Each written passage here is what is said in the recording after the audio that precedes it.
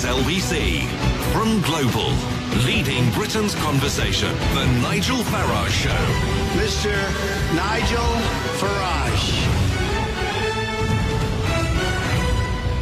Thank you, Donald, and good evening, everybody. Well, I'm here in the European Parliament in Strasbourg this evening, where tomorrow morning at 9 o'clock, Monsieur Barnier will tell us that the United Kingdom has made sufficient progress and we can move on to the next stage. But it's in America tonight, where I think we need to look to what the big story is. A special election is taking place in Alabama, the state of Alabama today.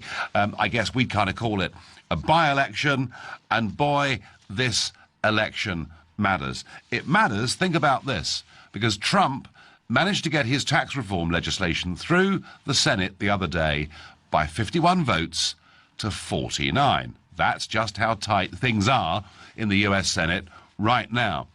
And this contest has been bedeviled by controversy from the very start.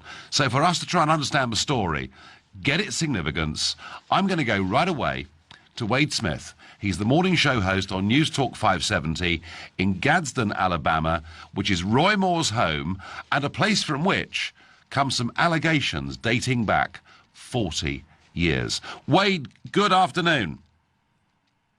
Thank you for having me. No, not one little bit, Wade. So tell me, Wade, why is this election, in what for the last 25 years has been a pretty safe Republican seat, why is everybody on tenterhooks tonight over this result? It has been a very safe seat for the Republican Party and for those that consider themselves conservatives in the state of Alabama for, like you said, over 25 years now. Jeff Sessions, who is now the Attorney General for President Trump, he held the seat before.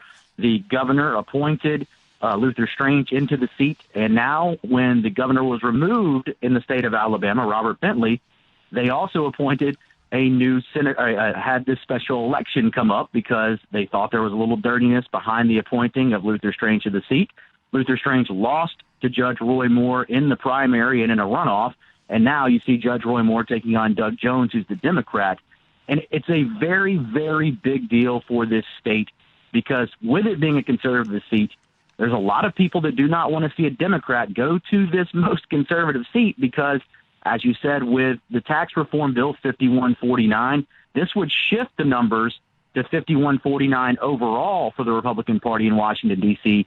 But with those few Republicans that don't tend to vote block with the rest of the party, that can be real trouble for President Trump. Yeah, people like John McCain, who very rarely support him, of course. Yeah. Absolutely. So this really is absolutely knife-edge stuff, not just for Alabama, but it is also for the U.S. Senate. And Roy Moore has been a very prominent figure in Alabama for the last 3 and a bit decades, and yet a series of allegations, Wade, have been made against him, haven't they? Yes, there are a lot of people in Alabama that are not happy that he is the Republican candidate. I myself are in that boat as well. I did not vote for Roy Moore. I did not vote for Doug Jones. I decided to write a candidate in instead because I couldn't feel comfortable sending either candidate there. But I don't think it's going to affect Roy Moore. I think he will still win this election. He will be the GOP senator heading to Washington, D.C. But, yes, these allegations, they stem from over 40 years ago. He's accused of being in an inappropriate relationship with a 14-year-old, inappropriate relationship with a 16-year-old, and abusing certain women of that age as well. And just having a downright creepiness to him as well, being in that small area. Gadsden is not the biggest area in Alabama. He, in fact, lives in a very small town near Gadsden, and he rides his horse to the polls every year that he goes. That tells you how small of an area it is if you can ride his horse from there to the polls. But, yes, it's very tough times to be a Republican or a conservative in the state of Alabama right now because some of us just can't get comfortable sending this guy to Congress. And it's tough because we don't want to give up the seat either. We don't want to see a Democrat in this seat. But if it comes down to choosing our morals over choosing the party, I mean, what are you going to do in that situation? Yeah, I mean, I'm just amazed that this guy, has been so prominent in Alabama, as I say, for over 3 decades, and yet suddenly he runs for Senate and these allegations all come out. Now, I'm not saying they're true. I'm not saying they're not true. I am a little bit struck by the timing of these allegations. And nonetheless, Wade, you think Moore's going to win this comfortably, do you? I really do. I think he'll win this by 8 to 9 points. The only thing that really would worry people in that situation is that I'm seeing a lot of people at the polls. They did not expect the turnout to be huge. We heard from Secretary of State John Merrill this morning across our morning shows. He expected 20 to 25%. I was thinking more in the 18 to 19% range. That's what the primary saw. The runoff only saw 12% come to the polls. But I think the higher that percentage gets, the better this is for Doug Jones, because it's going to be more and more people coming out saying no more. Also, what I'm seeing, too, is a definitive age line in this election. The older the voter, the more likely they are to vote for Judge Roy Moore and his conservative values. The younger the voter, it seems to be swinging towards Doug Jones because they don't like the way that Roy Moore is portraying the state of Alabama. And what time, Wade, can we expect a result? The results will come in. I would think we would probably know something by 9 or 10 o'clock our local time, which would be in about 9 hours. The polls close in about 6 hours at 7 p.m. Central Time here in the States. I don't know if we will have a definitive answer at that point, but I'm hoping we do, because if we go into tomorrow morning with no definitive answer, it's going to be a wild ride all day. Wade, thank you very much indeed. That was Wade Smith, morning show host on News Talk 570 in Gadsden, Alabama, explaining that whilst he thinks that the Republicans are going to win, maybe a higher turnout, maybe a protest against this man could lead to a huge upset, which would produce a massive problem for Trump in the Senate. So that's going on in America. But, you know, we're a year on now. We're a year on. November the 8th, Trump was elected. January the 21st, he became inaugurated. And I just wonder, a year on, how do you think Trump is doing? If you think he's doing pretty well and deserves his job as Commander-in-Chief, then call me on 0345 6060 973. And if you're calling from the USA, it's 01144 345 6060 973. I'll be very pleased to take calls from the USA. Or maybe you think, whatever he does, the man reputationally doesn't do himself or America any good at all, then of course you can text to 84850. Or maybe, with all this fake news around and claim and counterclaim, you're not quite sure what to believe, in which case, of course, you can tweet using the hashtag Farage and LBC at LBC. You can watch us on Facebook from here in Strasbourg and comment there too. I'm going to go to Darren in Oldham. Good evening, Darren. Evening, Nigel. Hello there. I believe tonight in Alabama will be a huge turning point. It's massively important, and I believe the Democrat Doug Jones will win massively. I think this is where Alabama, where America turn on Trump, and where they say, we're now deciding to think about what's right and what's wrong, and Trump's administration is so wrong, and the people of Alabama tonight will reject Trump, elect a Democrat, and this is the beginning of the end of your friend Donald Trump. Do you believe that for a reason, Darren, or do you just want to believe that? No, I believe it because you look at the evidence. Trump's circus in the White House has gone from one disaster to another. Awful policies. The Republican in the state of Alabama, Roy Moore, is a racist, a homophobe, serious allegations of sexual abuse against him. You either pick what's right or you pick what's wrong. And Doug Jones, a Democrat, is the right candidate. This is the beginning. When you talk, of the Darren, end for Trump.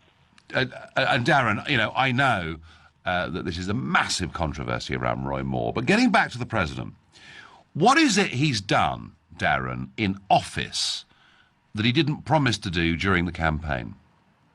Build the wall. To America. No. Yes, sorry, I'm asking that question the other way round. I'm saying he got elected on a ticket. You know, a whole raft of things that he said he would do, and actually, isn't he actually doing them? I mean, isn't he restoring faith with the voters in America? It's smoke and mirrors. He's a fake. He was bringing all the jobs back from China to the USA. It's not happened. The wall hasn't happened. He was going to stop all the gun crime in Chicago. People are still being killed every day. He's made false promises. This is it tonight for Trump. The people of Alabama, the people of America will turn on him and take America back to the beautiful liberal democracy that it was. Because Hillary Clinton should be in the White House. Well, I tell you what, Darren, right or not, one thing you're absolutely right about, and that is this result coming out of Alabama tonight matters big time. Matters to the Republican Party, matters to Trump, matters to future legislation. Darren, I thank you for your call, and Darren says this is it. This is the turning point.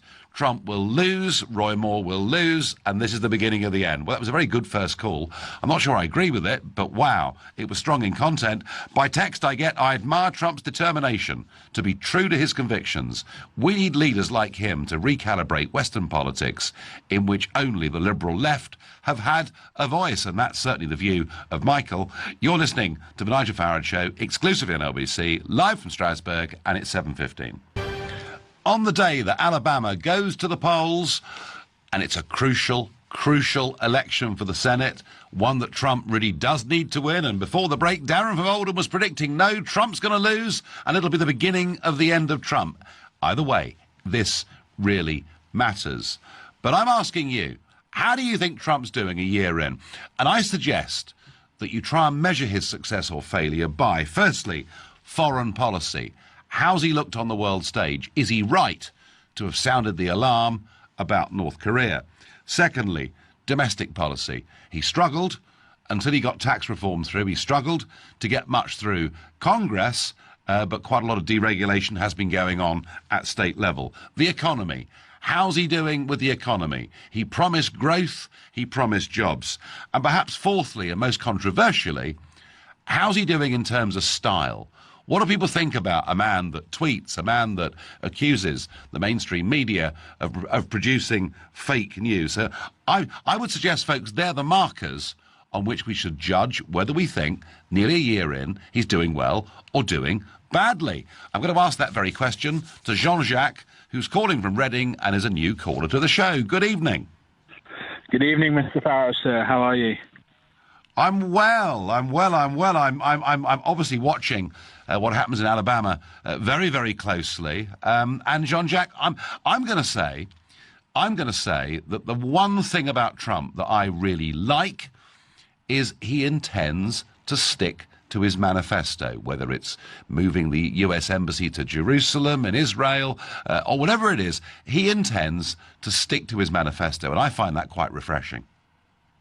And I couldn't agree with you any further, actually. However, the challenges that we face, we live in a society now where we're all very well connected on media, on Facebook and the like.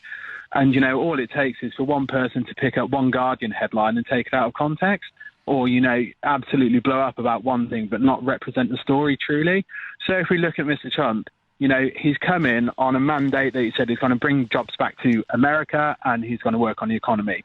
And across over both the Dow Jones and the NASDAQ, they're hitting, you know, record highs, absolute record highs. U.S. household wealth has peaked at $1.7 trillion, which has never happened before. Month on month, you know, food stamp usage is down. Illegal border crossings in Mexico are down 40%, and the investment is coming back. But no one will talk about that. What they all talk about, though, is the fire and fury speech that Mr. Trump made a few months ago, saying how outrageous it was. And now let's not fool ourselves. This is a not highly polished politician that we're used to in the likes of Cameron, etc. You know, he speaks off the cuff, and sometimes... Thank goodness, some people would say, Jean-Jacques. I mean, some would say, what a refreshing change of style. I would say it's a refreshing change of style to an extent. You know, you want to get out there, you want to put your point across, you want to be who you are, not at the expense of offending anybody. However, what I would say about Donald Trump is the fact that he will go out and he'll make one comment and people will criticize him. So let's take Fire and Fury, for example. He made this very off-the-cuff speech, and I don't think anybody knew that was coming, not even, you know, his spads or his staffers. You know, 2 months later down the line, North Korea puts a nuclear rocket over Japanese territory, which is a non-nuclear country. And where are the Guardian readers of Facebook? crying out in outrage about that. They're nowhere. They're absolutely nowhere. So I think he's damned if he does, and he's damned if he doesn't. I think he's coming with a mandate. I think he's stuck to the mandate very well, and the facts absolutely speak for themselves. Whether you like the guy or not, you cannot detract from the fact that he's doing the job that he set out to do. But because everybody over here thinks that America's a land of milk and honey and that there's not challenges over there, they don't like the fact that he's championing the rights of the kind of Americans who have faced massive struggles with globalization.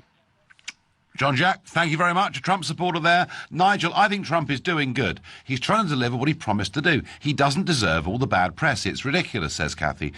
Do you know, Jimmy Carter, who's 93, president of the USA in the late 1970s, said, a big interview in the New Yorker magazine, he said he couldn't remember in his lifetime any US president being so prejudiced against by the press in the USA. And by the way, I'm being very praiseworthy of him, but it doesn't mean he's perfect. And I do sometimes wonder about things that he tweets and retweets on Twitter, and I do sometimes think maybe he picks just too many fights. But is he delivering on the economy? Yeah, and that, I think, really is the big one. I wonder what Sean, who's calling from Sweden, thinks. Good evening, Sean. How you doing, Nigel? You all right? I'm doing all right. So I'm sure the Swedish media must absolutely loathe Trump. They don't really loathe him because they don't see his policies as progressive or digressive. They just see the man as an idiot. Because right. We will go back to this whole Jerusalem argument, etc., where he named the capital city back on the 1 week ago or something like this. Everyone was saying that, but Clinton did this, so Obama said this, they did this, Trump didn't want to do it.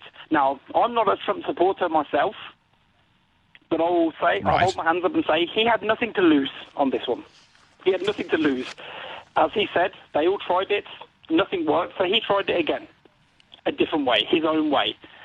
But the thing is, his actions just seem to be reflected as, how you say, for him, not for anybody else. What? As if it's all one sort of huge ego trip, you mean? It's a massive ego trip for Trump, I mean, this whole thing about the Roy Moore, as your supporter said earlier, or not supporter, your caller said earlier from the States, that we all know he's going to get in. He's going to get in. The younger voters are going to put some obstacles against him. But it's a massive dilemma. With Trump supporting him, it's a massive dilemma for the real problems that are happening. Yeah, I mean, Sean, you've said you're not a Trump supporter. Do you think he's succeeding with the US economy? I just don't believe that he has the minerals to be a political leader. That's my thoughts. Because, yes, people voted for him because he was non-political, non-presidential, non-diplomatic, etc. Surely these people Sean, realise that they made a bad choice. But a year in, he's still all of those things, isn't he? That's exactly the thing. And what I'm trying to work out is people are saying, he didn't do the wall, he didn't do this, he didn't do this. I'm trying to think out what he actually has done. Well, he's brought tax reform in, massive changes to American corporate tax and simplification of personal tax. That was a key part of his ticket, his manifesto. He's moved the embassy to Jerusalem, something else that he promised. He is deregulating, certainly more at state level, but some at federal level as well. And on issue after issue, Sean, he's delivering. Now, he hasn't built the wall yet. I tell you what, he will, though. I'm not talking about that wall, because if I'm honest, Nigel, that wall was just it was a bigger gimmick than you voting for the fishing rights of British fishermen. It was never going to happen. It was to that wasn't a gimmick. Just, I tell you what, Sean, we better get our fishing rights back. It's what people voted for. I hear you saying now we better get our fishing rights. We had 1 year ago. You think now the borders are now trapped inside our coastal borders ourselves, so we can't. Our fishing is worse off. I tell you what, Sean, we'll discuss fishing another day, all right? We've talked about Trump, and I thank you very much indeed for your call. I'm going to go to Valerie, who's calling from Teddington. Good evening, Valerie. Evening, Nigel. I tried to get through to you many times, and I'm delighted I have this time. It says you're a new caller, so have you struggled to get through, Valerie? I have before, yes. Right, well, I tell you what, you're now on LBC, the floor is yours. How is Trump doing? Great. I think he's wonderful. I'm a great admirer of him. He's done everything he said he'd do, and I have to say I think he's a jolly sight better than the last one. Also, I can't understand why people are being so horrible to him, and the press is terrible to him, really terrible, and I can't understand it. One thing I will say... Valerie, he is quite provocative. He is quite provocative towards them, isn't he? Well, does it matter? I don't care about that. He's done the things he said he'd do, and that's what's important. And another thing, I think, he loves his country. He cares about his country, and I wish we had somebody here who cared about our country. Can you see, Valerie, I mean, is there a major flaw you can see in his personality? I don't mind, but he's terribly brash, as you say, as a New Yorker, and they do tend to be, I think. But I don't think any of that matters. I don't think it matters. And he's doing what he said he'd do, Valerie. I agree with you. Thank you for being persistent and getting through. Valerie there in Teddington loves him. Robert in Dulwich, how's he doing a year on? I'll tell you what, Nigel, what this guy is doing is upsetting everyone in Europe, because when he campaigns and he says he's going to do something and he actually carries it out, all of a sudden European politicians have got some competition, haven't they? There's a man on the world stage who actually carries through what he's going to say. What, you mean rather than lying to people? You mean rather than lying to people at each election, Robert? Lying through their teeth. I can remember Obama during the campaigning for Hillary saying the jobs that Trump is promising will never come back. Those were his words. And they are coming back. And we're seeing that in this country as well. We're seeing onshoring as wages rise in China. That's quite natural that some will come back here. Look, we've got a man, the US president, who is openly at war with the CIA, the FBI, all the intelligence agencies, all the lefties. They all complain about how the CIA destabilized so many countries. And when a president has the courage and the gumption to come along and take them face on, they side with the media, they side with the establishment, right? This guy, whether he's brash and you don't like his style and all the rest of it, I don't care. I'm not inviting him round to have Christmas dinner with me. He's right, but he gets things done. Robert, I thank you. I thank you for the call. I got some criticism here on this point. So Trump is good, according to some of your listeners, because he's true to his convictions. What kind of an argument is that? Well, whoever you are that sent that in, let me tell you, it's a democratic argument. Because you say to the electorate, vote for me, I'll do these things, and whether you love it or hate it, that is what he's doing. You're listening to The Nigel Farage Show, exclusively on LBC, live from Strasbourg. It's 7:30.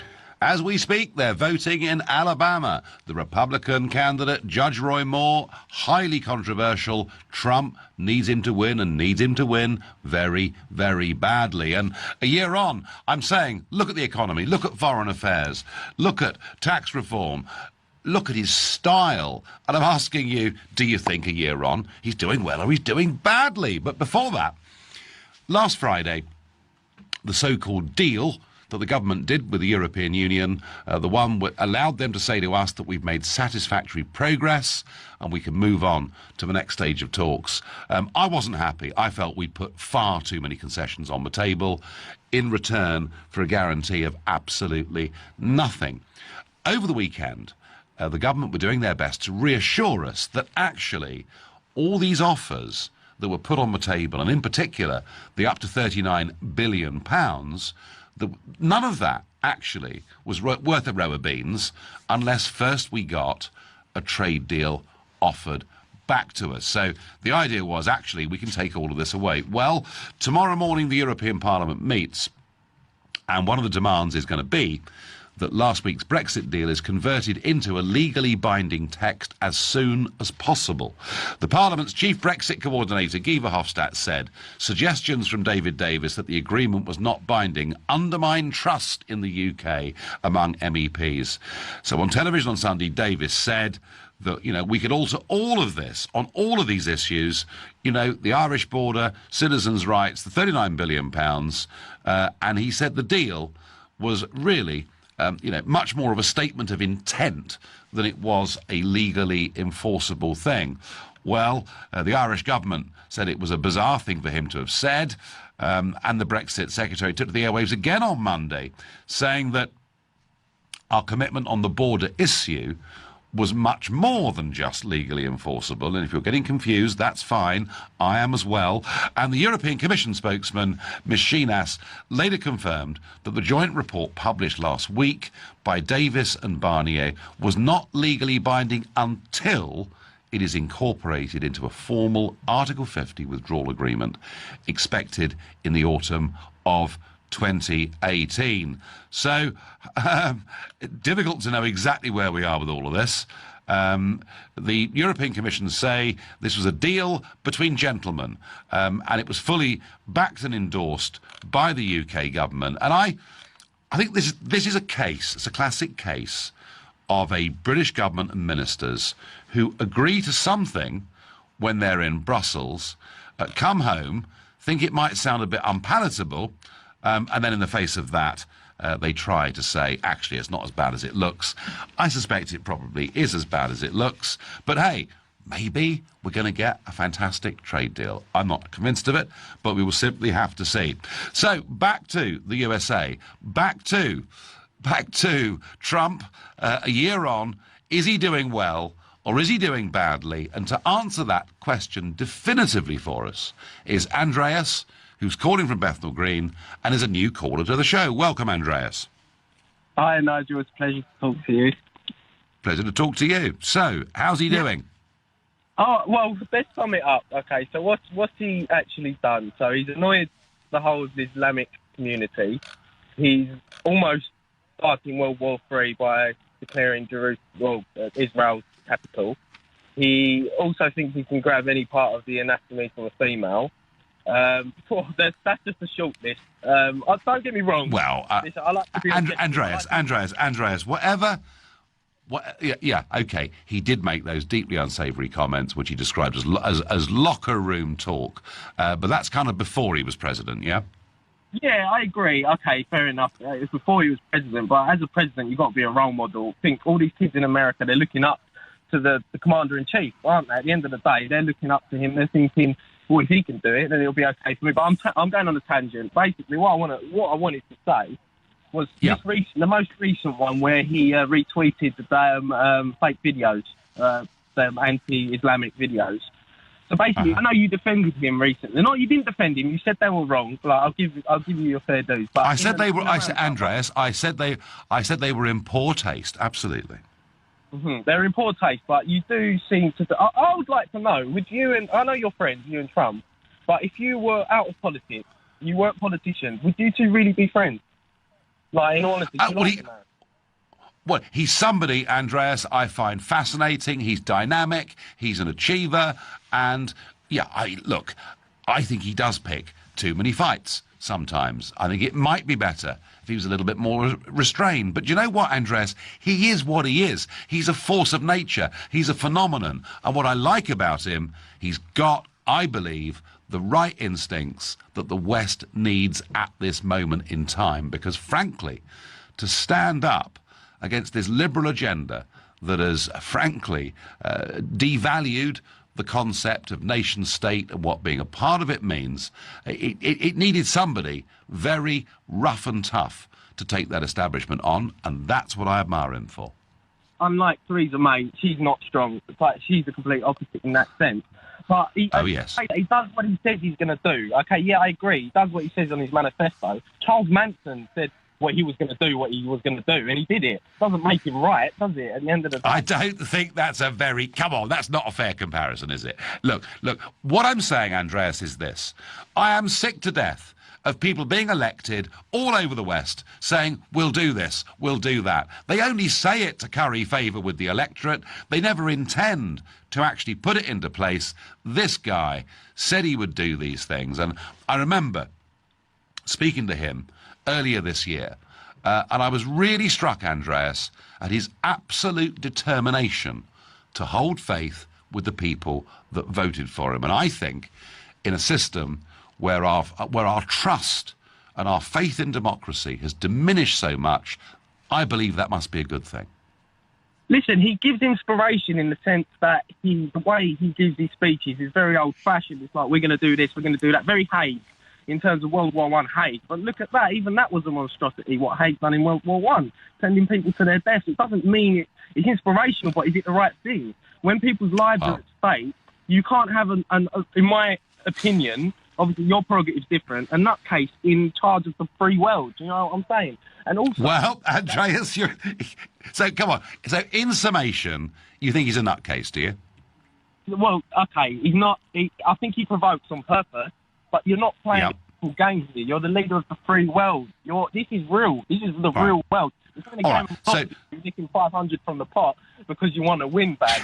This is I mean? All right. So you think Andreas at times he behaves inappropriately for the US president, yeah? Completely. And one more point before you let me go, because you're probably going to let me go. But basically, you know that thing you said about the retweeting of them videos, right? I know you said that he didn't know what he was retweeting. He was retweeting a cabinet tweet. That, for me, is not an excuse. Because before you retweet something as president, you are going to look deeper into what it is. First, you're going to validate whether it's real, surely. Otherwise, you're completely incompetent at your job. Well, and that's how he operates. That's how he operates. Andreas, I've given you a good go, but I'm going to come back at you here, right?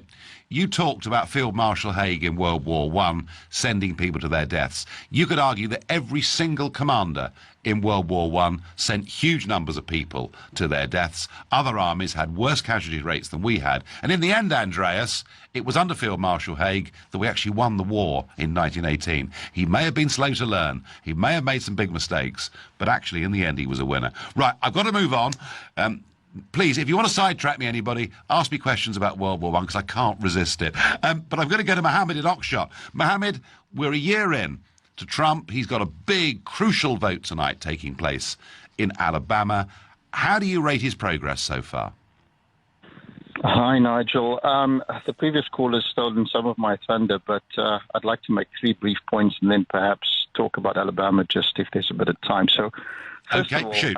I think as far as Trump's concerned, on the economics and on some of the key metrics, for example, unemployment, also GDP growth rates, clearly the numbers are stacking up in his favor, and he committed, you'll recall, he used words like, I'll be the biggest job creator God ever invented.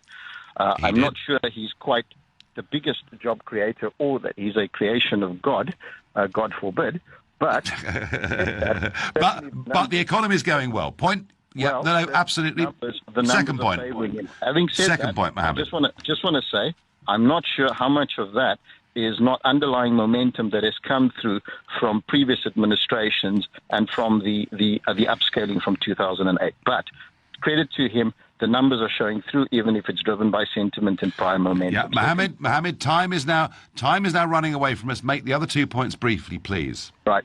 Second point is, as far as foreign relations and place and location of the U.S. on the world stage is concerned, I think he's done poorly.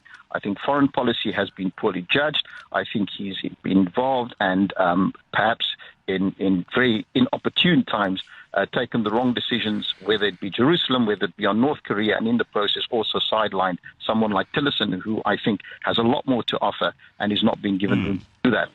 Third is, as a leader, what makes Trump great, you called him a force of nature. I'd rather he was a force for good. But what makes him great is also his greatest downfall. I think as a leader, he has done dismally.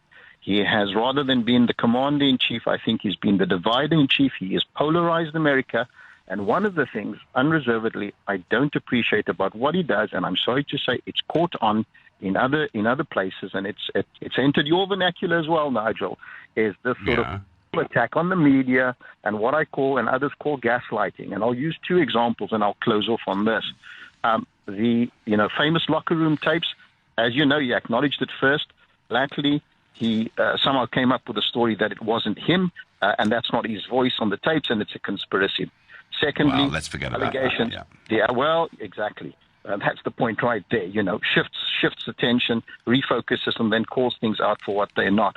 Second example, these accusers all these women that are coming forward. I agree with you. It's questionable why so late.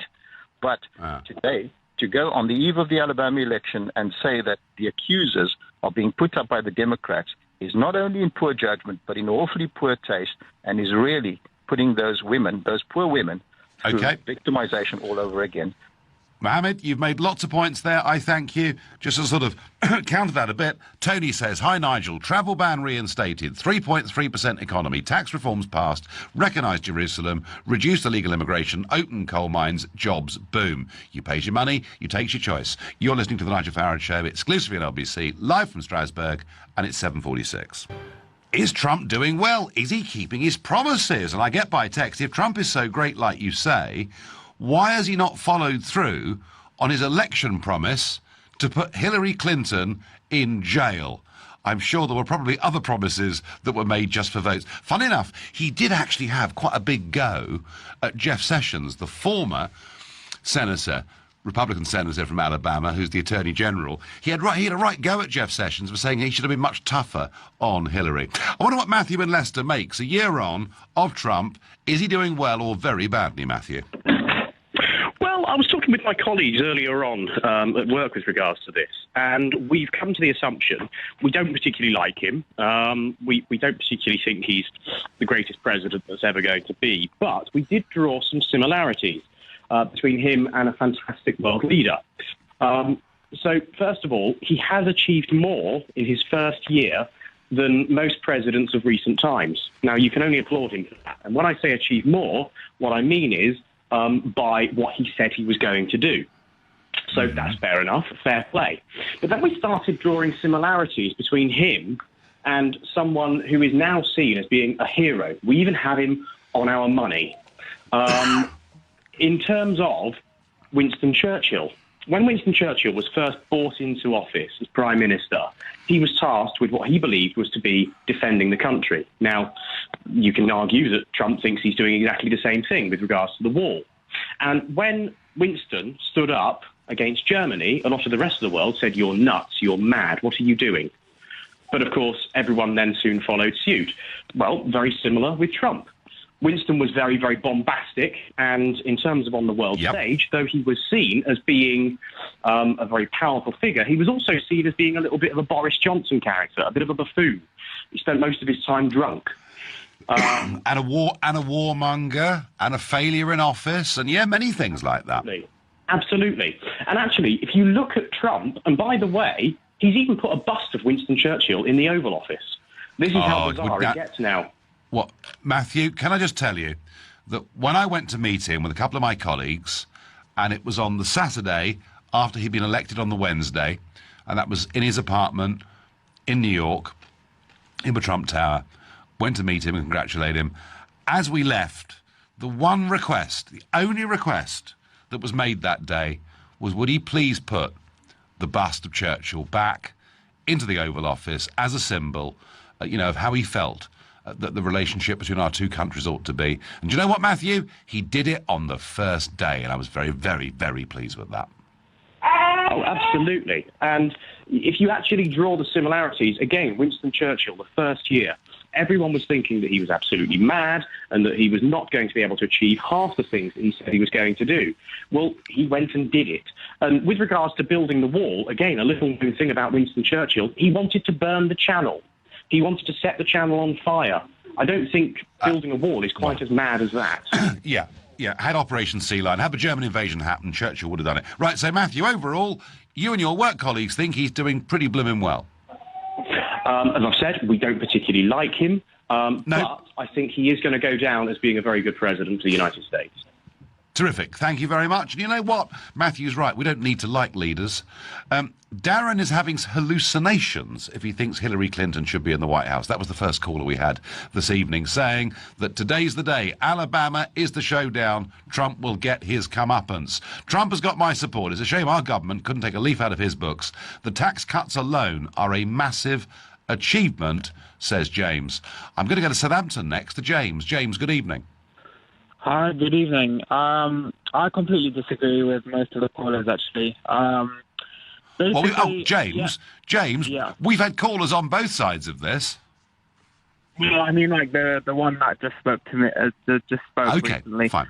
Okay, Fine. so it's all well and done if you're creating jobs in your country, such as the coal mines, as you mentioned, and boosting the economy. But what is the point of that when you're creating so much anguish, so much suffering globally? And I'm talking about the Middle East in particular, North Korea, and the fact that so many people outside of the US, and I would say inside the US, have accused him of having some sort of multiple personality disorder because he's so rash in his decisions and so daring, but in the sense that it's almost clumsy. What's going on with North Korea is an absolute joke. I mean, the previous presidents have stepped on eggshells because, I mean, we're on the brink of World War III. It's like a Cold War right now. James, hang on a second. James, hang on a second. You could argue that previous presidents, both Republican and Democrat, have gone to war in Afghanistan, have gone to war in Iraq, have gone to war in Libya. Trump hasn't launched a war anywhere, has he? He hasn't launched a war, but those wars that you've just mentioned, they didn't have any sort of global nuclear capabilities that are way across, the Pacific that could basically wipe out nations, in minutes. Right. So would it be better, James? Would it be better, James, if Trump just ignored North Korea and just let them get on building their missiles? It's not about ignoring. It's the fact the rhetoric that he's using is frightening a lot of his allies, including the UK, and he's really creating a lot of tension with South Korea because South Korea is obviously neighbouring. But I mean, my main focus is mainly within the Middle East. He's like a few weeks ago, I'd say even a few days ago, by him recognising Jerusalem as the capital, as belonging to Israel, he's basically lit a fuse in the whole of the Middle East, and there's been so many protests across Europe, in Sweden, in Germany, and they're livid because he's basically taken matters into his own hands, creating so much anguish. James, we're running out of time. Can I just ask you this? Clinton, the Bushes, even Obama talked or promised in varying shades about moving the embassy to Jerusalem. None of them did it, and Trump did. Isn't he, whether you agree with it, isn't he just keeping faith with his voters? He is doing that, but I think it was a very, very... he was basically setting fire to a sensitive issue, in my opinion. All right, no, James, I'm going to say thank you. And James, very critical of Trump's foreign policy, both in North Korea and indeed in the Middle East. Well, let's see what happens. I think he's doing pretty well, really. His approval ratings on a personal level aren't great, but when people are asked, is he handling the economy competently, increasingly people are saying yes. We'll see what happens in Alabama. We'll see what happens in the European Parliament chamber with Monsieur Barnier tomorrow morning. You've been listening to the Nigel Farage Show here on LBC. I'll be back tomorrow at 7. At 10 tonight, it's Ian Collins, but up next, it's Clive Bull. Nigel, thank you. We will make America great again.